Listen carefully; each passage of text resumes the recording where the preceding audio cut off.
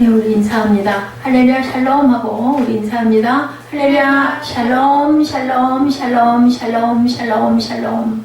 하나님 사랑합니다. 여러분 주 안에서 사랑합니다. 오늘 6월 첫날이네요. 날씨가 많이 덥습니다. 참된 것을 내게 보이리라. 영어로 I tell you the true 하고 적어봤습니다. 자, 본문 11장 이제 다니엘이 끝납니다. 12장이면 끝난 동안 전쟁 얘기가 엄청 많이 있어서 한번 찾아봤더니 여기 시작이 11장에 보니까 내가 또 얘기하죠. 내가는 가브리엘 천사를 가리킵니다. 다니엘에게 나타났던 다니엘 9장 21절에 곧 내가 기도할 때 이전에 환상 중에 본 그 사람 가브리엘이 빨리 날아서 저녁 제사를 드릴 때쯤에 내게 이르더니 이렇게 증거되어 있습니다. 9장에도 한 능력 있는 왕이 일어서 큰 권세로 다스릴 것이다 라고 3절에 말씀하고 있죠. 자, 알렉산더 대왕이 일어나 바사 페르시아죠. 제국을 멸망시키고 헬라 제국을 이루게 될 것이라는 예언을 하고 있고요. 또 11장 4절에 그의 나라가 갈라져 천하사방에 나누일 것이나 알렉산더가 사망하죠. 젊은 나이에 죽습니다. 감기로 죽었다고 드러나 있죠. 열병으로. 헬라 제국의 애굽, 시리아, 마게도니아, 비두니아로 나뉘어지게 될 것을 예언한 내용이고 11장 5절에서 19절에 보면 남방 애굽과 북방 시리아 두 왕국 간의 전쟁에 대한 예언이 쭉 나타나 있습니다. 이 예언들은 신구약 중반기 속에서 이루어졌어요. 이런 사실을 통해서 모든 역사를 누가 하나님께서 주관하고 계심을 우리가 알게 됩니다. 그래서 저 훗날 지나간 날의 역사를 쭉 보다 보면 우리나라 그 통일의 역사처럼 그리고 이 나라를 하나님이 세우신 것처럼 그런 것들이 느껴집니다. 모든 역사는 이렇게 해서 하나님이 인류의 역사를 거슬러 올라가다 보면 모든 족속이 한 혈통에서 나왔다는 사실을 우리가 알 수가 있고 아울러 그 연대를 통해서 하나님께서 온 우주 만물을 창조하셨고 지금도 인류의 역사를 주관하고 계신다고 사도행전 17장 24절에서 27절에도 증거되어 있습니다. 그리고 또한 11장 31절에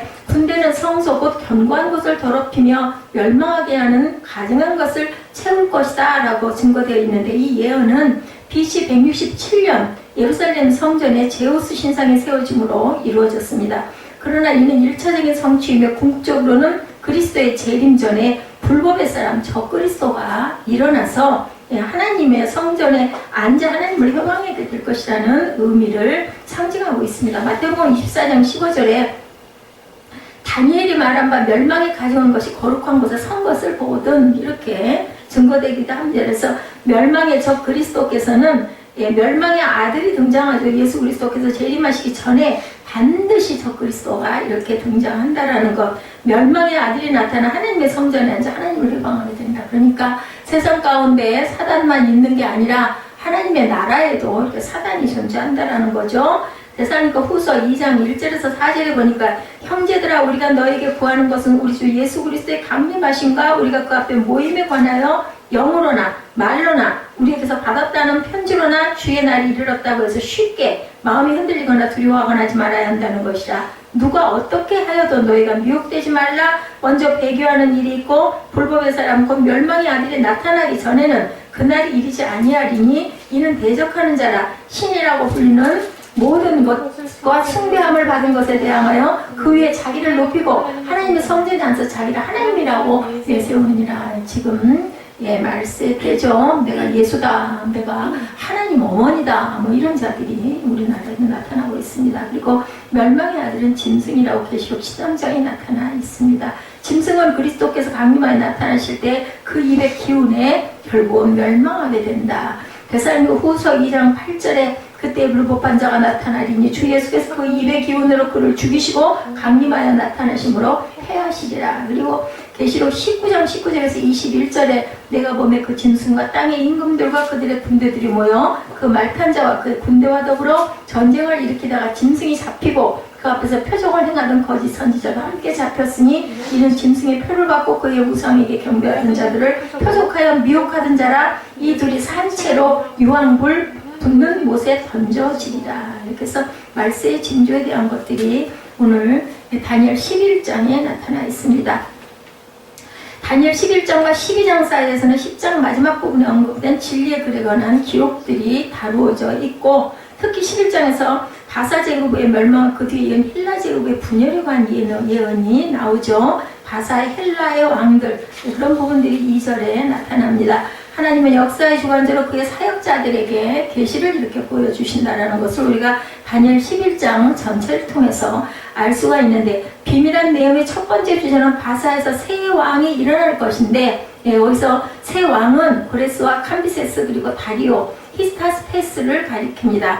바사가 강성해질 때 장차 한 능력 있는 왕이 일어나서 큰 권세로 나라를 다스리고 모든 일을 자기 마음대로 처리할 것입니다. 이 말씀은 마게도니아의 알렉산더에 대한 묘사, 그래 봤댔죠. 알렉산더 몇 년 살지도 못하고 돌아왔지만, 알렉산더가 강성하여 그 권력이 최고조에 달했을 때 그는 갑작스러운 병으로 죽게 되죠. 사후의 통치구역은 그의 자손이 아닌 4명의 장군들로 분할이 된다고 아까 제가 증거해 드렸습니다.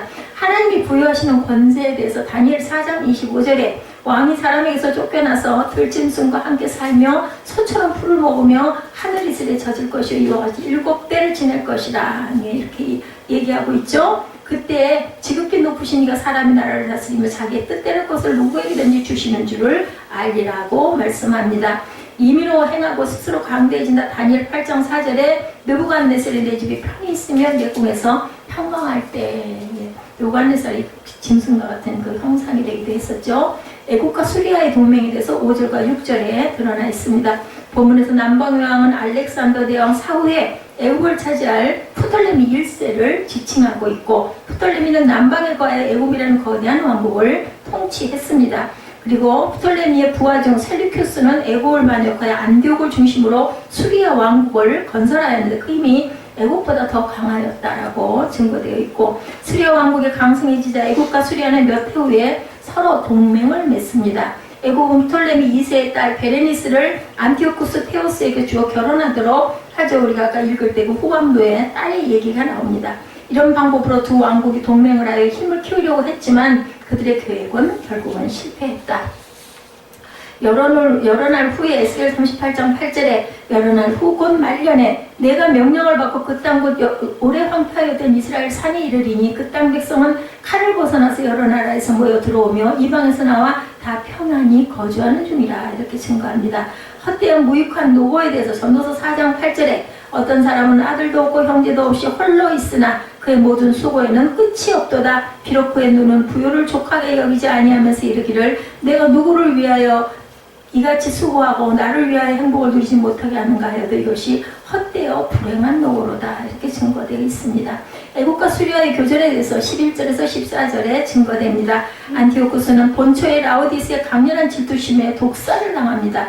애국과 수리아의 결혼 동맹이 깨진 후에 애국은 수리아를 침공하여 성을 점령하죠. 애국과의 전쟁에서 패배한 수리아의 셀루큐스 2세 카리니코스의 아들들이 애국을 침공하게 되고, 거듭되는 교전을 통해서 시리아 왕은 애국을 침공하여 토성을 쌓고 견고한 성읍을 취할 것이고, 남방 군대는 그를 당할 수 없을 것이며 택한 군대라도 그를 당할 힘이 없을 것이다, 이렇게 증거되어 있습니다. 그래서 끝까지 전쟁이 있다라고 다니엘 9장 26절에 에순두 이래 후에 기름 부음을 받은 자가 끊어져 없어질 것이며 장차 한 왕의 백성이 와서 그 성읍과 성소를 무너뜨리려니와 그의 마지막은 홍수에 휩쓸림 같을 것이며 끝까지 전쟁이 있으니 황폐할 것이 작정되었느니라. 이미 작전된 일들이었다라고 이 전쟁에 대한 것을 증거한 것이 나중에 역사 속에 그대로 드러났다라는 거죠. 큰 군대라고 열왕기상 20장 28절에 그때 하나님의 사람이 이스라엘 왕에게 나와 말하여 이르되 야훼의 말씀에 아람 사람이 말하기를 야훼는 산의 신이요 골짜기의 신은 아니라 하는도다. 그러므로 내가 큰 군대를 다 내 손에 넘기리니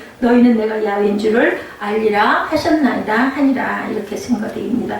20절에서 21절에 안티오코스 에피파네스에 대한 내용이 드러납니다. 비천한 자가 등극을 하죠. 총리 되시는 그 헬라우도로스에서 그 팔로파토르가 살해되자 안티오코스 에피파네스가 왕위를 계승하게 됩니다. 그는 비천한 사람으로 매우 감교한 자였으나 그는 모든 면에서 왕이 될 자격이 없는 자였다라고 증거되고, 여기서 비천하다는 말은요 출신 성분이 좋지 않았다는 뜻이라기보다는 윤리적으로 인격적으로 천하다라는 뜻을 나타내고 있고, 훌륭한 발자국 위대한 삶의 모범을 남긴 사람들이 많이 있음에도 유독 악한 일생을 보낸 사람들의 뒤를 따르는 사람들이 적지 않게 있었음을 역사를 통해서 우리가 알 수가 있는데, 그들을 망령된 자라고 하죠. 10편 15편 4절에 그의 눈은 망령된 자를 멸시하며 야훼를 두려워하는 자들을 존대하며 그의 마음이 서운한 곳을 해올지라도 변하지 아니한다. 누구겠어요? 천사가 얘기하고 있죠. 괴율한 자 이사야 32장 5절에 어리석은 자를 다시 존귀하다 부르지 아니하겠고 우둔한 자를 다시 존귀한 자라 말하지 아니하겠다. 괴율한 자는 이러한 자들이죠.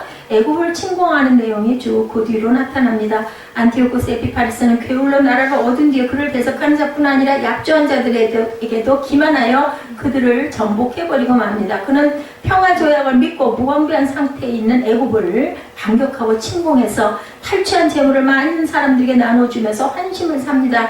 애굽은 많은 군대를 보유했음에도 불구하고 안티오코스 에피파네스의 작전에 이용당하여서 수리아를 당하지를 못하고 멸망을 하죠. 그러나 그 이러한 권력도 시기가 한정되어 있다. 영원한 것은 없다라는 거죠. 야훼를 알지 아니한다고 사무엘상 2장 12절에 엘리의 아들들은 행실이 나빠 야훼를 알지 못하더라. 제사장의 아들들이 이러저 이스라엘이 다 죽죠. 제 손으로 괴울을 이룬다고 다니엘 8장 25절에 그가 꾀를 베풀어 제 손으로 소금술을 행하고 마음에 스스로 큰 채하며 평화로운 때에 많은 무리를 멸하며 스스로 서서 만왕의 왕을 대적할 것이나 그가 사람의 손으로 말미암지 아니하고 깨지리라고 증거합니다.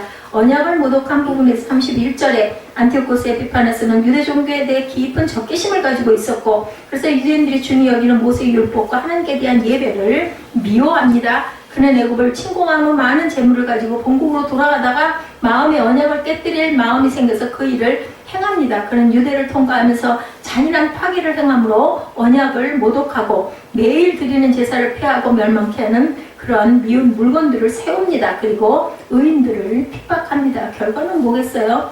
예, 그 결과는 사망이겠죠?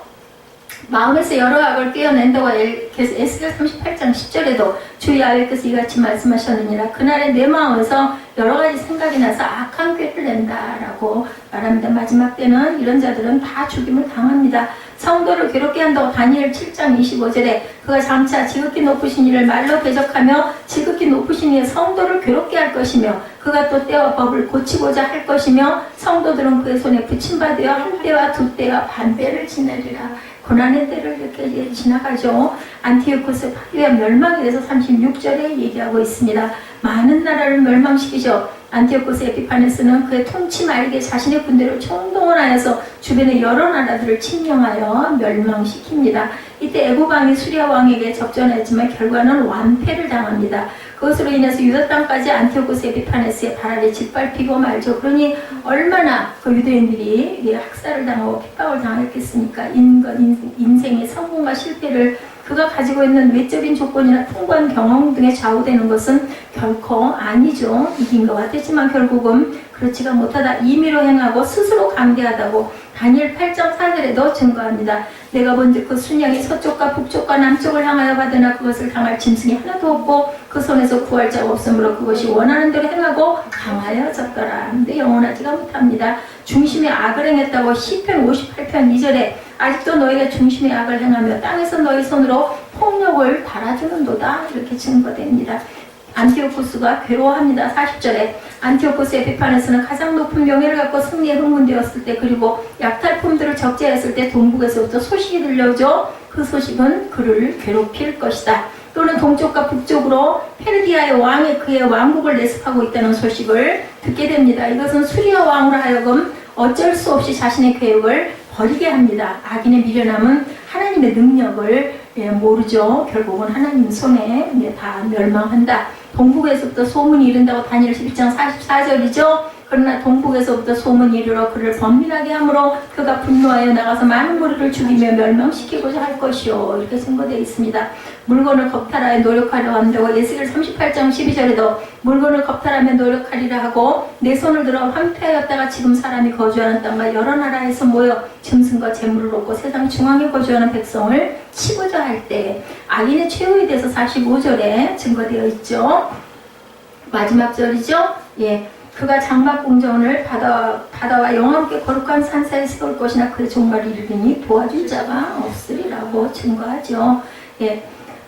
유대인들을 박해하고 주전 165년 파티아의 위협을 막기 위한 국경 수비를 공고하기 위해 동족으로 진군을 합니다. 안티오코스 에피파네스는 그의 끝이 이를 때 아무도 그를 도와줄 자가 없었어요. 바람이 풀려간 것이 없다고 다니엘 2장 35절에도 그때 쇠와 진흙과 놋과 은과 금이 다 부서져 여름 타작마당에 겨같이 되어 바람에 불려간 곳이 없었고 우상을 친 들은 태산을 이루어 온 세계에 가득하였나이다. 이렇게 증거되어 있습니다. 그래서 끝까지 멸망한다고 다니엘 7장 26절에도 그러나 심판이 시작되면 그는 권세를 빼앗기고 완전히 멸망할 것이요 나라와 권세와 온 천하 나라들의 위세가 지극히 높으신 이의 거룩한 백성에게 붙임받으리니 그의 나라는 영원한 나라이라. 모든 권세 있는 자들이 다 그를 섬기며 복종하니라. 하나님의 나라가 결국은 당연히 승리하죠. 우리는 이 11장을 통해서 그렇게도 위세를 떨치던 안티오쿠스 에피파네스의 죽음을 통해서 이 세상에서 어떻게 사는 것이 올바른 것인가를 우리가 깨닫게 합니다. 많은 사람이 권력과 명예를 추구하는데 이것이 이내 사라지는 안개와 같음을 전도서에서도 수차례 얘기를 하죠. 계속 얘기를 합니다. 저는 그런 생각을 합니다. 사람은 듣고 싶은 말만 듣는구나 할 때가 있어요. 우리 대화할 때도 그러죠. 열심히 상대방과 얘기했는데도 내가 딴 생각을 하고 있거나 딴 데 초점이 있으면 그 사람하고 마주 앉아서 얘기를 해도 그냥 안 들려요. 내가 원하는 것만 자꾸 듣고자 하다 보니까 우리는 이 세상의 형적은 신속히 지나가는 것임을 알아야 되고 이 세상에서는 사는 동안 영원하고 가치 있는 것에 관심을 쏟아야 되겠다는 것이 교훈입니다. 백투더퓨처 한동안 굉장히 유명했었죠. 미래로의 귀환입니다. 사람이 타임머신을 타고 과거 혹은 미래로 시공간의 세계를 여행하는 스토리로 전개되는 유명한 공상과학영화, 요즘은 뭐 드라마도 이런 부분들이 많이 있더라고요. 그 영화의 주인공인 마틴은 우연히 타임머신을 타고 자기가 태어나지도 않았던 몇십 년 전에 과거로 돌아갑니다. 그래서 거기 도착함에 다시 현재로 돌아가기 위해서는 타임머신을 작동을 시킬 수 있어야 했는데 그만 그가 찾아갔던 과거의 시점에는 거기에 필요한 엄청난 고압의 전기를 얻을 길이 없었죠. 바로 그때 마틴은 자기가 타임머신을 타고 과거로 오기 직전에 자기 여자친구의 전화번호를 적어놓았던 광고 전단을 보다가 기막힌 착안을 하게 됩니다. 그 종이의 뒷면에 바로 그 마을에 있던 큰 시계탑에 과거 어느 날 몇 시 몇 분에 벼락이 떨어져서 그것을 망가뜨렸다는 기사가 실려 있었는데 그 시각이 지금 과거로 돌아온 마티에게는 아직 하루 뒤의 미래였던 것이었죠. 그래서 마틴은 그 괴상한 과학자의 도움을 받아서 그 벼락이 떨어지게 되어 있던 시계탑의 전기줄을 연결해서 벼락이 떨어지는 바로 그 순간 정확하게 자기 타임머신에 그 고압의 전류가 흐르도록 함으로 마침내 현재의 세계로 되돌아오는 그러한 내용이죠. 얼마나 가슴이 조마조마하고 두근두근 했을까요? 이 마틴은 굉장히 허무맹랑한 픽션이기는 하지만 사람이 만일 미래에 일어날 일을 정확하게 알 수만 있다면 얼마나 신나고 멋있는 일을 할 수 있는지를 보여주는 이야기이기도 합니다. 사람들은 이런 것들을 굉장히 사모하기도 하고 상상하기도 하죠. 그런 허구의 영화 스토리와는 달리 그런 초과학적인 체험을 실제로 해본 사람들이 있었는데 그가 바로 오늘 본문에 기록된 다니엘서의 말씀을 읽고 그 예언 그대로 자기 주변의 역사가 조금도 틀림없이 하나하나 이루어져가는 것을 목도했던 유대인들이었습니다. 예수님께서 초림하시기 이전 몇백 년 전에 걸쳐 600~700년 전에 나왔던 그 선지자들이 다들 이사야도 마찬가지고 유대인들은 급변하는 주변 정세에 휩쓸려 그야말로 고래싸움에 새우 등이 터지는 꼴이 돼서 살았습니다. 그렇지만 다니엘 이후에 미래에 벌어지게 될 역사의 사건들을 지극히 상세하고도 정확하게 일찍부터 예언하고 있는 이 말씀을 읽고 깨닫고 있던 구약의 성도들은 자기 나라 주위의 강대국들을 중심으로 일어나고 있는 역사가 다니엘서의 예언 그대로 하나도 틀림없이 진행되어 나가는 걸 보고 놀라움을 금치 못했다라는 거죠. 우리는 지금 보면서 그 역사가 그렇게 되어 있으니까 그게 맞으니까 다 꿰고 있겠습니까? 들여다보다 보면 그렇구나 하는데 그러니까 참 기가 막히다. 요즘에 우리가 정말 놀라움의 하나는 지구의 그 어떤 단층들, 바닷속에 있는 여러 가지 그 성경에 나타났던 그런 흔적들 이런 걸 보면 정말 그랬네 하는 생각을 많이 하죠. 하나님의 말씀은 이처럼 정확하고 정확무오하다고 하시죠. 미래의 사실을 우리에게 미리 예언해 주므로 하나님의 말씀이 정확무오함을 다시 한번 증명해주는 동시에 성도들로 하여금 세상의 혼란한 역사 속에서도 하나님의 주권적인 섭리를 의심하지 말고 믿고 의지하고 살 수 있도록 만들어 주시는 것이라는 것. 그런 이유로 해서 2절 상반절에서 하나님께서는 다니엘에게 이제 내가 참된 것을 내게 보이리라고 이렇게 말씀을 하셨죠. 앞장에 보면 하나님께서는 10장 2절 다니엘을 은총을 크게 받은 자라고 부르시면서 그 그에게 진리의 글에 기록된 것, 하나님의 행하시는 역사에 관한 참된 계시를 들려주셨었습니다. 그리고 오늘의 본문에는 참된 것, 미래의 유다 민족을 에워싸고 있는 강대국들을 중심으로 벌어질 역사를 훨씬 더 자세하게 조목조목 45절까지 예언해 주신 계시의 내용이죠. 약간의 오차도 없이 오로지 기록된 그대로 정확히 이루어질 예언인 까닭에 참된 것이다, 이렇게 말씀을 합니다. 우리 이 6월이죠. 2018년 6월은 우리 성도들이 특히 조국과 민족의 유교가 있었습니다. 우리나라가.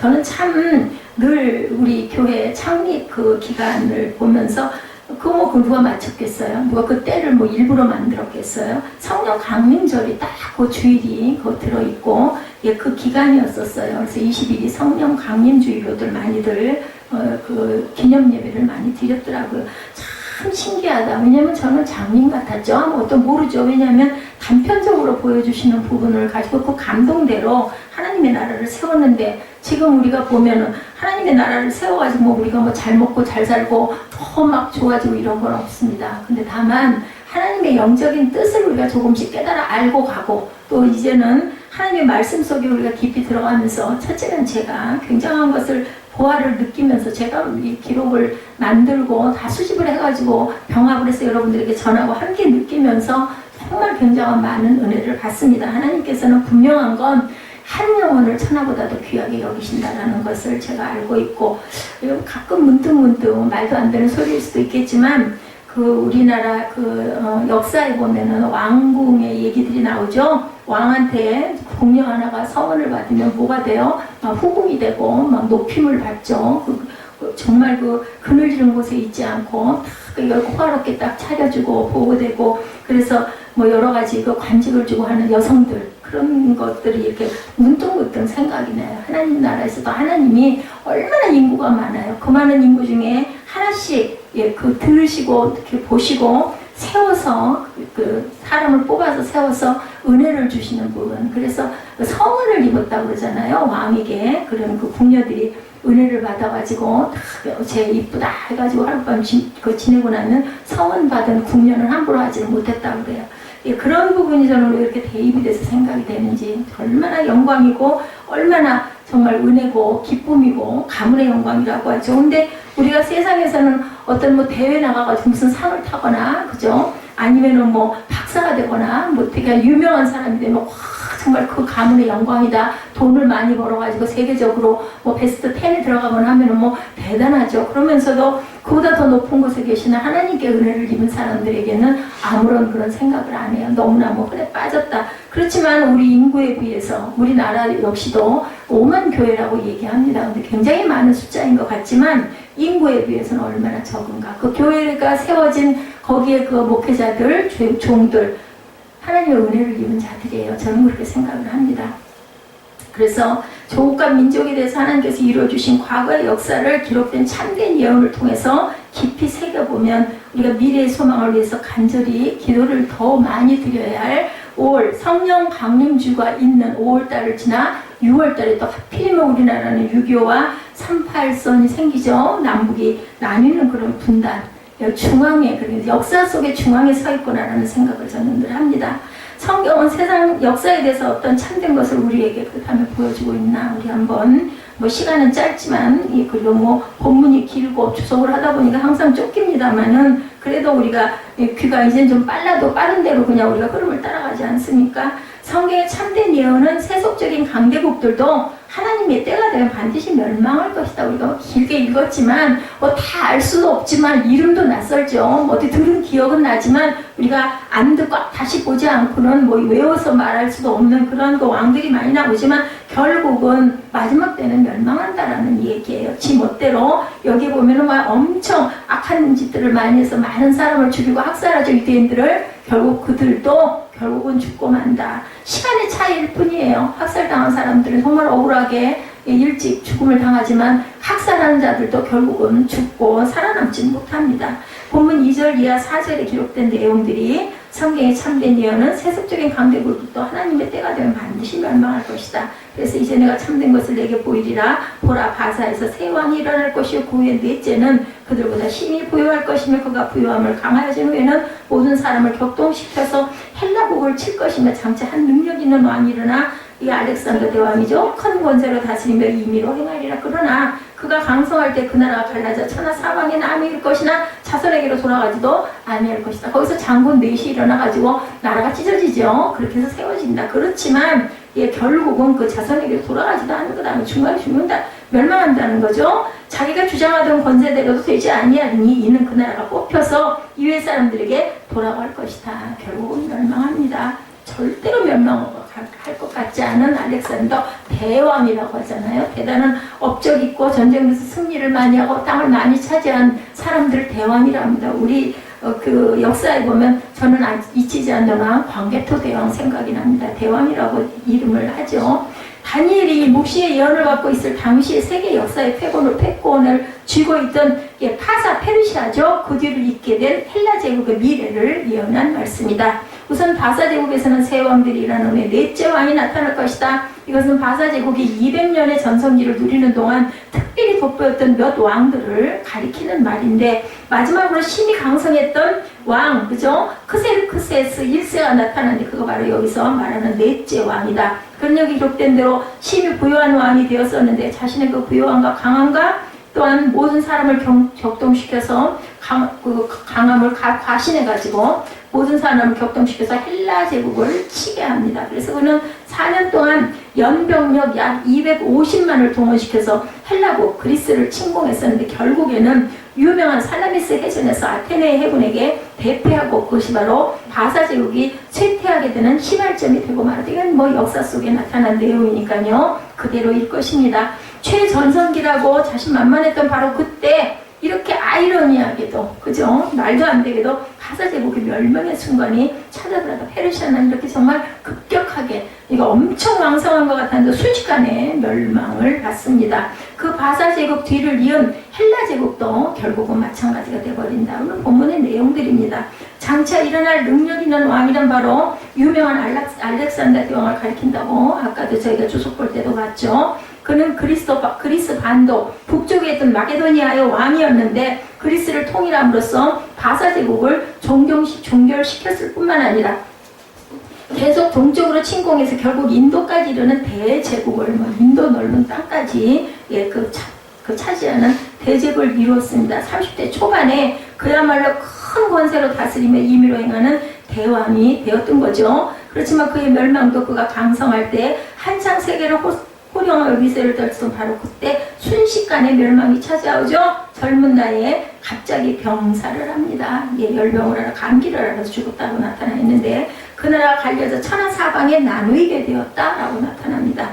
알렉산더 사후에 그의 제국은 수하에 된 유력한 4명의 장군, 본문에 이외의 사람들이라고 가리키고 있는 이들이 사방으로 넷으로 분할돼서 결국은 찢어져 나뉜다. 그 결과 본문에서 그 자손에게로 돌아가지도 아니할 것이요 자기가 주장하던 권세대로 되지도 아니하리라. 아까 우리가 읽었죠. 그 예언 그대로 알렉산더 아들은 아무 영토도 권세도 물려받지 못하게 됩니다. 하나님께서 다니엘을 통해서 내려주신 예언의 말씀은 이처럼 정확하게 그지없이 세계사 속에 완벽하게 성취되어서 나타납니다. 그 강성했던 바사 제국이 크세르세스 1세의 통치하에서 최고의 번영을 구가하고 있던데 그 어떤 사람의 눈에도 그런 대제국의 멸망이 있을 거라고는 아무도 상상하지도 못했던 바로 그때 하나님께서 이미 미리 몇백 년 전에 예언해 주신 그대로 급전진화의 나락으로 떨어지고 말았다. 그럼 바사 제국을 누르고 일어선 신흥 헬라 제국 역시 그 전보도 천재적 전략 기술로 선 알렉산더 치하에서 바사 제국보다 더 짧게 더 넓은 영토를 점령해가면서도 그 기세가 하늘을 찌를 듯 했던 바로 그 순간에 하나님의 예언의 말씀 그대로 초근이 없이 4분 5열 되는 순식간에 끝장이 나는 그러한 그 역사적인 증거, 이런 거를 볼 때 하나님의 말씀은 사람들이 예상조차 할 수 없었던 일을 하나님이 예상할 수 있는 것과는 전혀 딴판으로 이루어버리고 가신다라는 것, 사람의 힘으로는 어쩔 수가 없습니다. 이런 말씀을 우리가 대할 때 우리 성도들이 기록된 성경 말씀의 정확 무어함과 절대적 권위를 다시 한번 절감하고 가야 되겠다. 또 이 세상 사람들이 한때 그 영광과 권세를 자랑하면서 끝없이 번영할 것처럼 보이지만 하나님의 정하신 때가 되면 사람이 이상할 수 없는 일은 이렇게 일어날 수밖에 없다는 것을 우리가 깨달아야 되겠다. 그러니까 사람이 할 수 있는 게 정말 아무것도 없어요.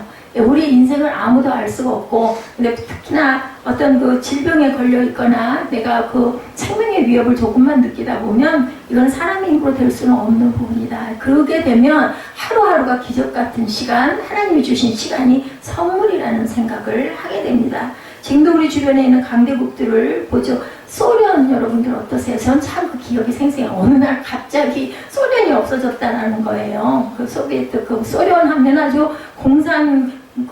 공산국으로 최고의 나라였잖아요. 절대로 넓기는 또 얼마나 넓어요. 그 다음에 어디였어요? 북한. 이렇게 저는 연결이 됐었습니다. 소련과 북한. 그랬는데 어느 날 그게 딱 분열이 돼버리죠. 깨져서 흩어지는 걸 보면서 깜짝 놀랐었어요. 소련이 없어졌다 그래서.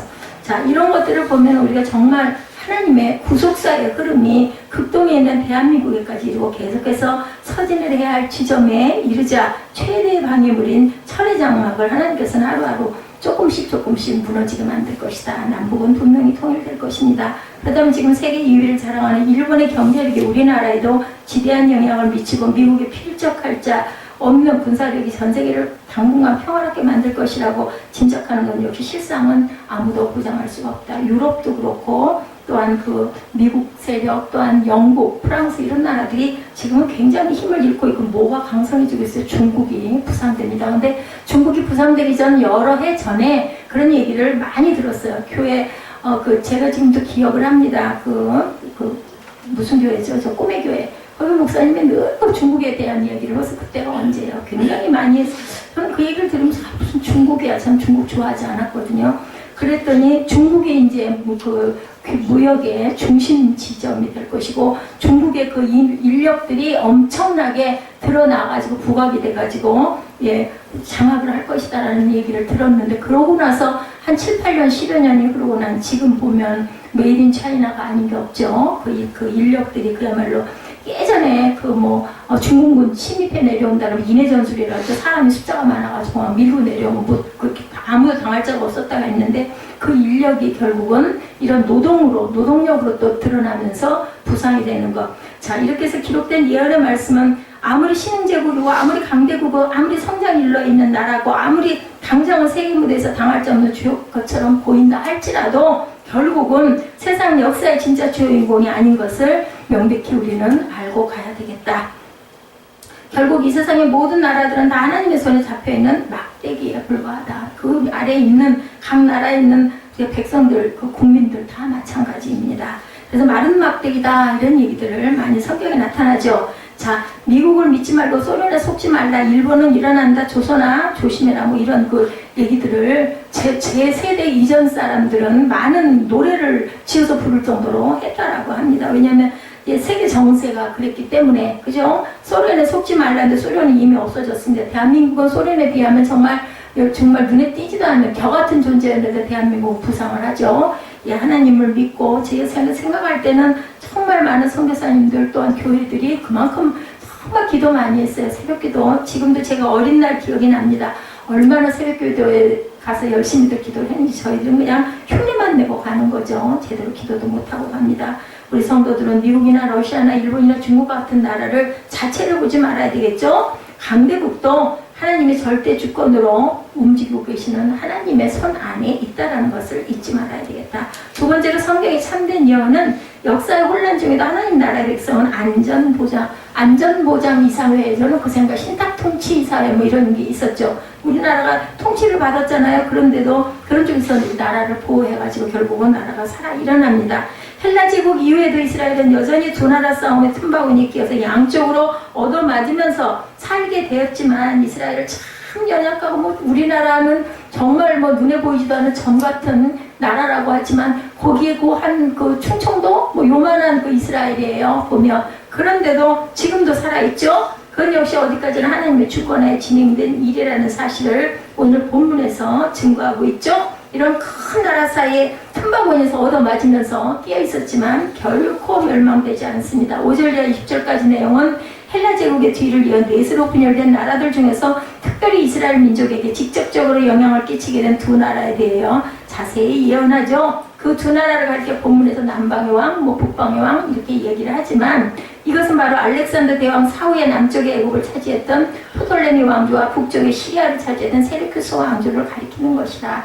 뭐 이 정도로 남북으로 나뉘어져서 그 왕들이 서 있다라는 거죠. 이 두 왕조 사이에 끊임없는 대립과 전쟁이 맞붙어 일어나는 사건들이 오늘 본문이죠. 그리고 5절에서 9절의 말씀은 특히 남방의 왕이 주도권을 가지고 북방을 대항하고 있던 시기의 역사를 예언하고 있습니다. 바사 제국 때와 헬라 제국 때에도 그랬고 나중에 로마 제국 시절에도 마찬가지였지만 이 제국들의 남쪽 경계는 항상 애국에서 끝났다라는 것. 그래서 이런 제국의 치하에서 남방하면 바로 애국으로 통했다는 거죠. 우선 5절에 보면 5절이죠. 남방의 왕은 강할 것이나 이렇게 나타나죠. 그분들 중에 하나는 그보다 강하여 권세를 떨치니 그 권세가 심히 클 것이다. 처음에는 애굽의 프톨레미 1세가 세력이 강했지만 조금 후에는 그 군들 중에 하나, 즉 프톨레미 수하했던 알렉산더 장군 중 하나였던 셀리큐스가 독립하여 시리아를 중심으로 한 새 왕국을 세웠고 시간이 흘러갈수록 그 북방 왕국의 세력이 강해져 갈 것을 예언한 말씀이죠. 6절에 몇 해 후에 그들이 서로 맹약하리니 남방왕의 딸이 북방왕에게 나아가 화친하니라. 지금 정략결혼 어쩌고 저쩌고 정치적으로 뭐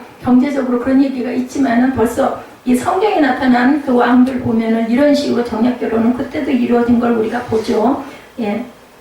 이세벨 왕비 그죠? 아합 왕 그 아내도 마찬가지죠. 그러나 이 공주의 힘이 쇠하고 그 왕은 서지도 못하고 권세가 없어질 뿐만 아니라 이 공주와 그를 데리고 온 자와 그를 낳은 자와 이때 도와줬던 자가 다 발임을 당하리라고 말씀합니다.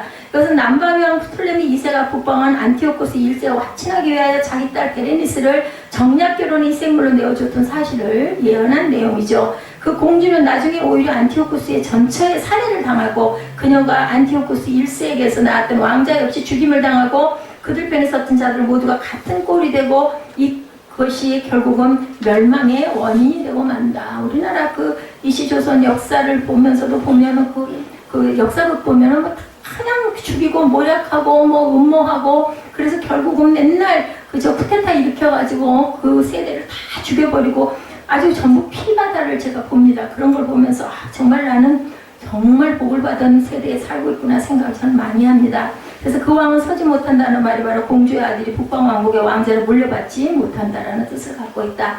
그 공주와 왕자뿐 아니라 그를 낳은 자, 친정 부모까지도 철저히 버림을 당하고 다 죽임을 당하죠. 뭐 사돈의 친척까지 다 죽습니다. 그래서 아주 그 굉장한 세력을 갖고 있다가 어느 날 뭐 그냥 공녀로 끌려가고 노비가 되고 그죠? 그리고 또 뭐 그 첨기가 되고 막 이런 그 일들을 제가 봅니다. 자, 그렇게 정략결혼을 기가 막히게 머리를 써서 했다고 하지만 결국은 죽임을 당한다는 거. 이어지는 7절 이하의 말씀은 이런 사건으로 인해서 남방왕조와 북방왕조 간에 복수하고 전쟁하고 피를 뿌립니다. 그래서 이런 내용으로 인하여서 결국은 아무리 그렇게 했지만 결국은 다 멸망을 당하죠. 10절 이하 20절의 말씀 그 이후 점점 강대해졌다는 북방왕조를 중심으로 한 온갖 전쟁들의 예언이 계속 나타나고 있습니다. 아까 쭉 얘기했던 대로 바사, 헬라, 로마 제국 그죠? 그리고 시리아가 결국 북쪽으로는 한계점이었다. 알메니안과 코카서스 산맥이라는 천연적인 지형 방해물로 인해서 그 이상은 올라갈 수가 없었기 때문이고 저 지형적인 어떤 그 난점으로 해서 결국은 당시에 남방하면 애굽이었던 것과 마찬가지로 북방하면 시리아를 가리킨다. 시리아가 끝이었다라는 거예요. 그래서 10절부터 16절의 말씀에 예언하기를 하고 쭉 나타나 있죠. 예, 그래서 그 부분을 봤을 때, 그 이후 남방왕조, 북방왕조 사이에 서로 밀고 당기는 전쟁이 여러 차례 계속 끊임없이 일어났고, 남방왕이 한번 승전을 조치경에 사로잡고, 그 다음에 또한 지게 되는 이러한 반복들이 나타났다. 14절 하반절에 내 백성 중에서 강포한 자가 스스로 높아져서 이상을 이루려 할 것이나 그들이 도리어 넘어지리라고 예언한 법이 있는데 이것은 유대인들 중에서 북방왕의 편을 들어 애굽을 공격했던 무리들을 가리킨다는 것을 우리가 알고 지나갑니다. 이 강포한 자, 폭력을 수단으로 삼는 과격한 혁명주의자들은 나름대로 무슨 그 이상 계시를 받고 이 국제전의 소용들이 휘말려들어좀 결국은 실패하고 만다. 17절 말씀에도 그가 결심하고 전국의 힘을 다하여 이르렀다가 그가 화친할 것이요 또 여자의 딸을 그에게 주어 그 나라를 패망케 하려 할 것이나 이르지 못하리니 그에게 무익하니라. 이렇게 성경에 증거하고 있다라는 것. 이것은 북방왕조 안티쿠스 3세가 그의 아름다운 딸 클레오파트라를 남방 왕조 프톨레미 5세에게 정략적으로 결혼시킴으로 애굽에 대한 자기 영향력을 확장하고자 했지만 뜻을 이루지 못하고 오히려 그에게 무익한 것이 되고 말았다. 우리가 영화에서 많이 보죠. 클레오파트라. 역사적으로 클레오파트라는 오히려 자기 남편 프톨레미 5세의 편이 되어서 친정아버지와 대항함으로 이 예언 역시 정확하게 실현이 됐다. 그죠? 친정아버지가 이제 적이 됩니다. 남편에게 빠지는 거죠. 클레오파트라가 이런데요. 끝으로 18절부터 20절의 말씀은 그 후에 그의 얼굴을 성들로 돌이켜 많이 취할 것이나 한 대장이 있어서 그의 보이는 수욕을 씻고 그 수욕을 그에게로 돌릴 것이므로 그가 드디어 그 얼굴을 돌이켜 자기 땅 산성들로 향할 것이나 거쳐 넘어지고 다시는 보이지 아니하리라. 그 위를 이을 자가 토색하는 대로 그 나라의 아름다운 곳으로 두루다니게 할 것이나 그는 분노함이나 싸움이 없는 몇 날이 못되어 망할 것이다. 이렇게 말씀하는데 이것은 자기 딸에게 배신당한 북방왕 안티오코스 3세가 방향을 돌려 소아시아 지중해 연안 지역을 공격을 합니다. 그런데 한 대장 로마 장군 루시우스 스카피오에 의해서 패전하게 될 것이라고 가리키는 예언. 그 이후 그는 자기 땅, 자기 영역 내에서 노력하다가 결국 거쳐 넘어지고 다시는 보이지 않게 되었다. 멸망이죠. 죽게 되었다는 내용입니다. 그 뒤를 이은 셀루키스 4세는 토색하는 자, 세금 징수원을 각곳에 파송하여 부를 채우려고 했지만 몇 날이 못돼 의문의 죽음을 당하고 말았다. 결국은 다 죽었어요.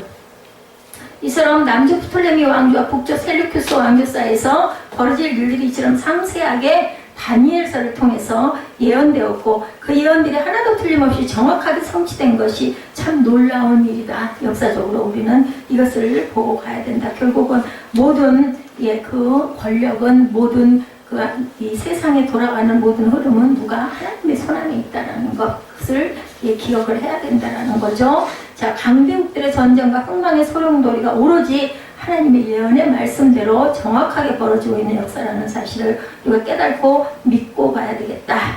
그것이 바로 오늘 본문의 모든 내용입니다.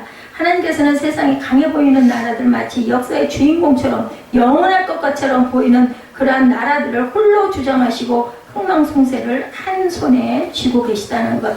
성경 말씀은 이것을 분명히 증거해주고 있을 때 하물며 내 한 사람 인생에 대한 주권이야말로 더 말할 나위가 없죠. 우리의 생은 내 사나 죽으나 오로지 하나님의 장중에 붙잡혀 있음을 우리가 깨달아 알아야 되겠다. 이게 다니엘 11장이 이 역사 뒤에 있었다면 만들어졌다라고 볼 수가 있지만 다니엘 11장은 분명한 것은 이전에 몇백 년 전에 그 예언한 말씀이기 때문에 그것은 우리가 정말 기막히다라고 밖에 볼 수가 없다. 하나님께서는 그리스도 왕국이 일간 세상 나라의 권력과 우상 존귀의 압제 틈에서 속수무책으로 당하고만 있는 것처럼 보이는 바로 순간에도 실제로 모든 주권을 하나님께서 홀로 잡고 계신다라는 것. 성경 말씀 이것을 명백히 증거해주고 있을진데 하물며 내 한 사람의 인생이야 말할 필요가 없죠. 자, 그래서 이 책의 그 성경이 우리로 하여금 이런 신앙을 지키게 했던 것은 이 성경 말씀이야말로 우리 성도들의 손에 있는 미래에 일어날 일을 미리 어때요? 100% 정확하게 가르쳐주는 기적의 예언이다.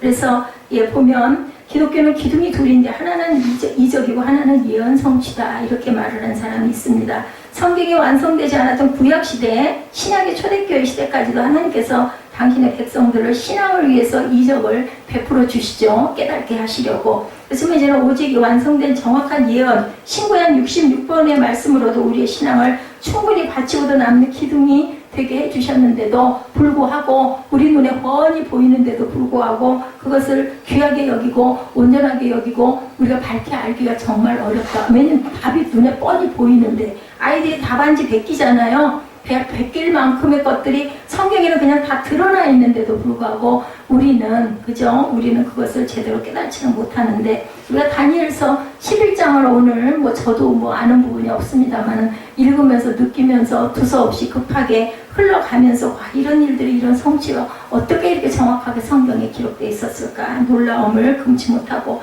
정말 우리는 예전에도 광동탕인가 무슨 거기 선전이 있었죠? 이 손 안에 있나이다. 하나님의 손 안에 우리가 있다라는 것. 우리에게 예언해 주시는 모든 참된 것, 그대로 성취됨을 과거의 구속사를 통하여서 다시 이미 보여준 것을 깨닫고 다시 한번 보고 증거된 것을 느끼고 믿음으로 이 세상 역사와 인간 사회의 혼란과 소용돌이 가운데 우리나라의 미래, 조국의 미래 그리고 개인의 장래에 대해서 이 참된 예언이 약속해 주시는 구원과 축복을 절대로 어디에 빠지지 말고 적그리스도 편에 서지 말고 그 적그리스도가 나타난 것에도 절대로 흔들리지 말고 또 우리 눈에 보이는 것이 맞을 것 같은 그런 생각도 하지 말고 하나님의 귀한 뜻 안에 거하시는 그리고 오래 참고 견디시는 저와 여러분 되셔서 하나님의 나라를 소유하시기를 주님의 이름으로 축복합니다.